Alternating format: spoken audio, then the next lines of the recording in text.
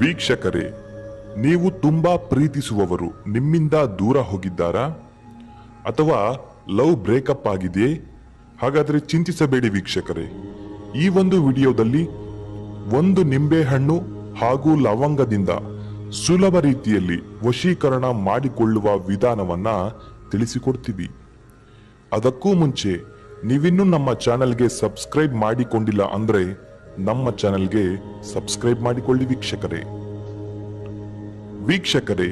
ಈ ಒಂದು ತಂತ್ರವನ್ನ ಮಾಡಲು ನಿಮಗೆ ಬೇಕಾಗಿರುವಂತಹ ಸಾಮಗ್ರಿಗಳು: ಒಂದು ನಿಂಬೆಹಣ್ಣು, ಲವಂಗ 2 ಹಾಗೂ ಸ್ವಲ್ಪ ಕುಂಕುಮ. ವೀಕ್ಷಕರೇ, ಈ ತಂತ್ರವನ್ನ ನೀವು ಭಾನುವಾರದ ದಿವಸ ಮಾಡಬೇಕಾಗುತ್ತೆ.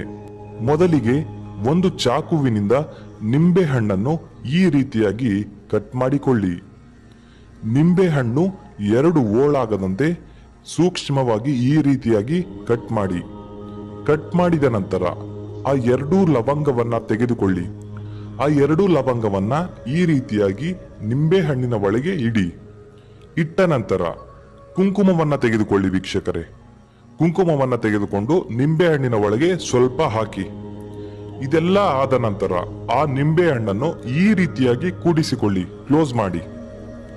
ನಿಂಬೆಹಣ್ಣನ್ನ ಕ್ಲೋಸ್ ಮಾಡಿದ ನಂತರ ಅದರ ಮೇಲೆ ಪೆನ್ನಿನ ಸಹಾಯದಿಂದ ನೀವು ಯಾರನ್ನ ವಶೀಕರಣ ಮಾಡಿಕೊಳ್ಳಬೇಕು ಅಂತ ಇದ್ದೀರಾ ಅವರ ಹೆಸರನ್ನ ಬರೆದುಕೊಳ್ಳಿ. ಆ ಹೆಸರಿನ ಕೆಳಭಾಗದಲ್ಲಿ ಪ್ಲಸ್ ಚಿಹ್ನೆಯನ್ನ ಹಾಕಿ.